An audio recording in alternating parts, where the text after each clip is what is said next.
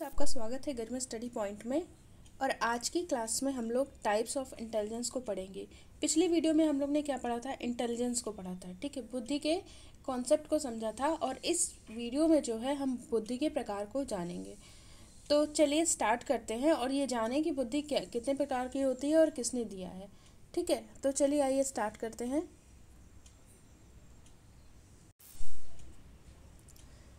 बुद्धि के प्रकार की बात करें तो जो बुद्धि के अगर प्रकार के बारे में बात करें तो इसको देने वाले जो हैं वो कौन है, थार्नडाइक। ठीक है, थार्नडाइक इसको देने वाले हैं। बुद्धि के इन्होंने जो है 3 प्रकार बताए हैं। कौन कौन से आइए देखते हैं। सबसे पहला जो प्रकार है वो सामाजिक बुद्धि यानी सोशल इंटेलिजेंस, दूसरा है अमूर्त बुद्धि यानी एब्स्ट्रैक्ट इंटेलिजेंस, और तीसरा है मूर्त बुद्धि यानी कॉन्क्रीट इंटेलिजेंस। यानी इन्होंने थार्नडाइक ने 3 प्रकार से बुद्धि के प्रकारों को बताया है। एक सोशल इंटेलिजेंस, दूसरा एब्स्ट्रैक्ट इंटेलिजेंस और तीसरा कॉन्क्रीट इंटेलिजेंस। इसको एक एक करके हम इसके बारे में जानेंगे। तो चलिए आइए देखते हैं। सबसे पहले जो है हम सामाजिक बुद्धि की बात करेंगे। तो सोशल इंटेलिजेंस आखिर क्या होता है, इसके कॉन्सेप्ट को समझेंगे। तो चलिए आइए देखते हैं। हम सामाजिक बुद्धि की बात करें तो देखिए, सामाजिक बुद्धि से तात्पर्य जो है वैसी बुद्धि से होता है, वैसी सामान्य मानसिक क्षमता से होता है जिसके सारे जो व्यक्ति होते हैं वो अन्य व्यक्तियों को ठीक ढंग से समझता है तथा व्यवहार कुशलता भी दिखाता है। ठीक है, ऐसे लोगों में क्या होता है कि जो सामाजिक बुद्धि से तात्पर्य हम यहाँ समझ सकते हैं कि सामान्यतः मानसिक क्षमता से, ऐसी मानसिक क्षमता से होता है जिसके सारे व्यक्ति क्या करता है, अन्य व्यक्तियों को ठीक ढंग से समझ पाता है और साथ ही साथ उनके साथ वो जो है व्यवहार कुशलता भी दिखाता है। देखिए, ऐसे लोगों में जो है सामाजिक संबंध जो है काफ़ी अच्छा होता है। ठीक है, तथा समाज में इनकी प्रतिष्ठा काफ़ी होती है। आपने देखा होगा कई आपकी सोसाइटी में कुछ ऐसे लोग होते हैं जो बहुत ही अच्छे तरीके से मतलब देखने को मिलता है रहते हैं। उनकी सामाजिक प्रतिष्ठा बहुत होती है, उनमें बहुत से ऐसे गुण देखने को मिलते हैं जैसे कि वो जो है अन्य लोग के साथ प्रभावपूर्ण ढंग से जो है व्यवहार करने की क्षमता उनमें बहुत अच्छे ढंग से होती है। वो अच्छा आचरण करते हैं बाकी लोगों से, और साथ ही साथ जो है जो भी समाज के साथ जो है वो प्रभावपूर्ण ढंग से क्या करते हैं, व्यवहार करते हैं, मतलब करने की क्षमता होती है। साथ ही साथ जो है अन्य लोगों से मिलकर जो है सामाजिक कार्यों में काफ़ी हाथ बटाने की क्षमता भी उनमें देखने को मिलती है। तो ये जो सारे जो गुण हैं वो एक सामाजिक गुण के अंतर्गत होते हैं। तो इनसे क्या होता है, तो ऐसे बुद्धि में जैसे सामाजिक बुद्धि है जो, तो इसके अंतर्गत ऐसे गुण देखने को मिलते हैं व्यक्ति के अंतर्गत। देखिए, जिन व्यक्तियों में जो सामाजिक बुद्धि होती है उनमें क्या होता है कि अन्य लोगों के साथ क्या होता है, प्रभावपूर्ण ढंग से व्यवहार करने की क्षमता होती है। वो ज़्यादा अच्छे से दूसरे लोगों के साथ क्या करते हैं, व्यवहार कर सकते हैं। वो आचरण करने की क्षमता उनमें बहुत अच्छी होती है, यानी उनका जो आचरण होता है, जो कि उनका तरीका जो होता है उनका जो, ठीक है, वो बहुत अच्छा होता है सोशलाइजेशन में। और साथ ही साथ समाज के अन्य लोगों के साथ वो जो है मिलजुल कर जो भी सोशल वर्क होते हैं उनमें वो हाथ बटाते हैं। ठीक है, ये सारी क्षमताएं उनमें अधिक होती हैं। ऐसी बुद्धि व्यक्ति को जीवन में क्या होती है, जीवन में व्यवहारिक सफलता दिलाने में काफ़ी सहायक होती है। देखा जाए तो जिनके अंदर ये सोशल इंटेलिजेंस है उनमें व्यवहारिक सफलता ज़्यादा देखने को आपको मिलेगी कि वो व्यवहारात्मक सफलता में ज़्यादा सफल होंगे। ठीक है, और उनमें जो है ये काफ़ी सहायक भी होगी इस तरीके की बुद्धि। इसके अभाव में क्या होता है, अगर मान लीजिए वहीं सोशल इंटेलिजेंस जिन व्यक्तियों में कम देखने को मिलते हैं तो इनके अभाव में क्या होता है। ठीक है, हम देखेंगे कि इनके अभाव में वो क्या करते हैं, समाज में प्रभावपूर्ण ढंग से व्यवहार नहीं कर पाते हैं। ठीक है, तो हम इस तरीके से देख सकते हैं कि सामाजिक बुद्धि जो है एक ऐसी बुद्धि होती है जो व्यक्ति को सामाजिक परिस्थितियों में समायोजित होने में मदद करती है। तो सिंपल सा है कि व्यक्ति ऐसे सामाजिक बुद्धि अगर जिनमें होती है तो वो क्या करते हैं, तो वो व्यक्ति जो है जो सोशल सिचुएशंस हैं हमारी उनमें क्या करते हैं, एडजस्टमेंट करने की कैपेसिटी कैपेसिटी देखने को मिलती है अगर उनमें सोशल इंटेलिजेंस ज़्यादा होती है। इसी तरीके से एक मनोवैज्ञानिक है ड्रीवर तथा एवं वॉलस्टीन, इन्होंने जो है सामाजिक बुद्धि को परिभाषित किया है।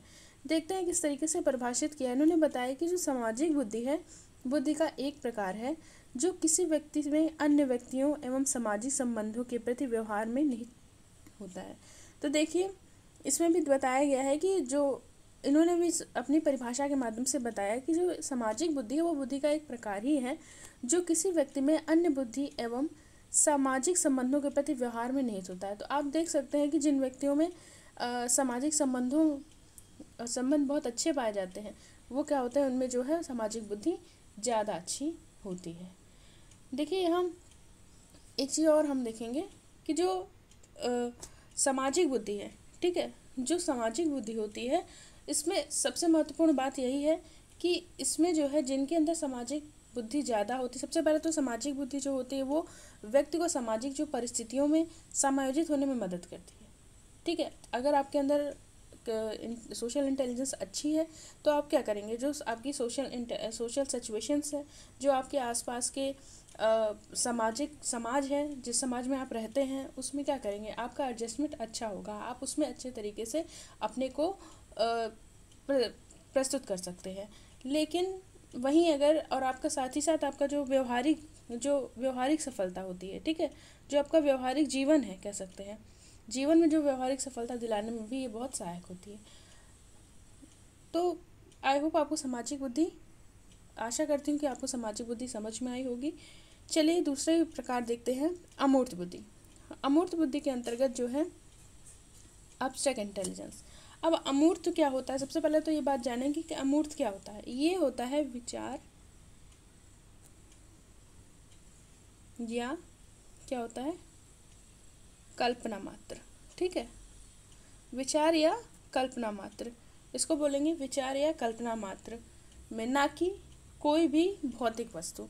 यानी कि जैसे कि कोई भी चीज़ हम अपने विचारों में, कल्पनाओं में क्या करें, सोच लें, उसके बारे में सोच सकें, उस पर चिंतन कर सकें, तो यही है हमारी चीज़, अमूर्त चीज़ें।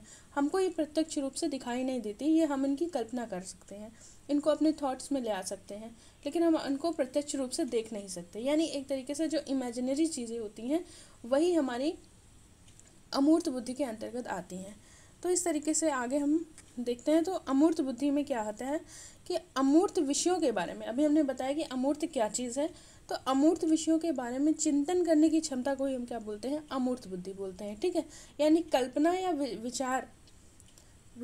विचार से जो हम जो विषय हैं इससे रिलेटेड, जो इससे संबंधित जो हम लोग अपने कल्पना और विचारों में अगर कुछ चिंतन करने की क्षमता है, उसी को हम क्या बोलेंगे, अमूर्त बुद्धि कहते हैं।